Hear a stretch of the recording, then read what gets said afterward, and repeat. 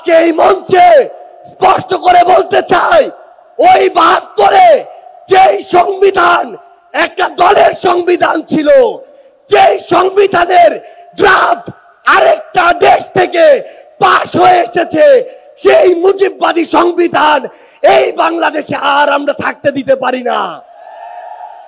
২০০ বছরের ব্রিটিশ উপনিবেশিক শাসন থেকে নতুন আরেক যুগে এসেছিলাম, কিন্তু অধিকার পাইনি। ২৩ বছরের পাকিস্তান আমলে ছিলাম, অধিকার পাইনি। ৫৪ বছরের স্বাধীন বাংলাদেশে ছিলাম, অধিকার পাইনি। আজ থেকে ১ বছর আগে এই মঞ্চে ফ্যাসিবাদী ব্যবস্থার বিলোপ এবং নতুন রাজনৈতিক বন্দোবস্তের স্বপ্নে খুনি হাসিনার পতন ঘটানোর ঘোষণা দেওয়া হয়েছিল। ১ বছর হয়েছে, কাঙ্ক্ষিত অধিকার পাইনি।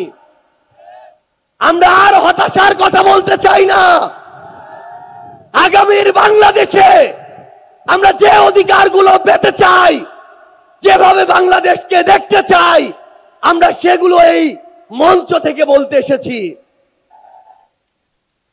১ বছর আগে এই মঞ্চে ছাত্র জনতার প্রতিনিধি হিসেবে যারা ছিল, তাদের মধ্যে অনেকে আজ এখানে শহীদ পরিবারের সদস্য হিসেবে আছে, অনেকেই এখানে আহত যোদ্ধা হিসেবে আছে।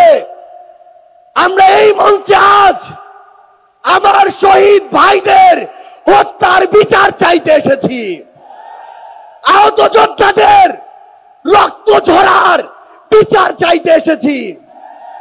যে আওয়ামী লীগ, যুবলীগ, ছাত্রলীগের সন্ত্রাসীরা আমার সহযোদ্ধাদের রক্ত ঝরিয়েছে, সেই সন্ত্রাসীদের বিচার চাইতে এসেছি।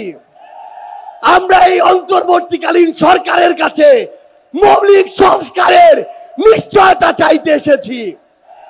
আমরা আমাদের অসহায় শহীদ পরিবারগুলো, একমাত্র অবলম্বন হারানো শহীদ পরিবারদের পুনর্বাসন চাইতে এসেছি। আমরা আমাদের আহত যোদ্ধাদের তাদের প্রয়োজনীয় চিকিৎসা নিশ্চিত করার অধিকার চাইতে এসেছি। আমরা আজকে এই মঞ্চে স্পষ্ট করে বলতে চাই, ওই ৭২-এ যেই সংবিধান একটা দলের সংবিধান ছিল, যেই সংবিধানের ড্রাফট আরেকটা দেশ থেকে পাশ হয়ে এসেছে, সেই মুজিববাদী সংবিধান এই বাংলাদেশে আর আমরা থাকতে দিতে পারি না। আমরা আজকের এই মঞ্চে মুজিববাদী সংবিধান ভেঙে চুরে শেষ করে দিয়ে নতুন সংবিধান চাইতে এসেছি। সংগ্রামী সহযোদ্ধারা, আমাদের যে লড়াই, এই লড়াই শুধু ২৪-এর জন্য লড়াই না। ওই ২০০৯ সালে বিডিআর পরিকল্পিত হত্যাকাণ্ডে যাদের হত্যা করা হয়েছে, তার পিছনের প্রত্যেক কুশলীদের সর্বোচ্চ শাস্তি চাওয়ার জন্য আজকে আমরা এই মঞ্চে এসে হাজির হয়েছি। ওই শাপলা চত্বরে ১৩ সালে যাদেরকে নির্মমভাবে হত্যা করা হয়েছে, তাদের পিছনে যারা কাজ করেছিল, সে সকল খুনিদের বিচার চাইতে আজকে আমরা এই মঞ্চে এসে দাঁড়িয়েছি।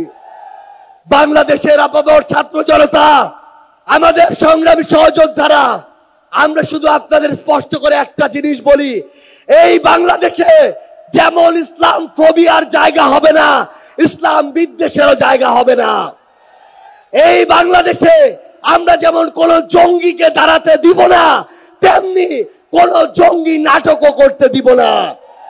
এই বাংলাদেশে সিভিল সোসাইটি নামের কোন দালালকে আর ক্ষমতার চাটুকারিতা করে পার পেতে আমরা দিব না। ইনশাআল্লাহ আপনাদের সাথে আমাদের দেখা হবে সংগ্রামের রাজপথে অথবা বিজয়ে। ইনকিলাব জিন্দাবাদ, এনসিপি জিন্দাবাদ।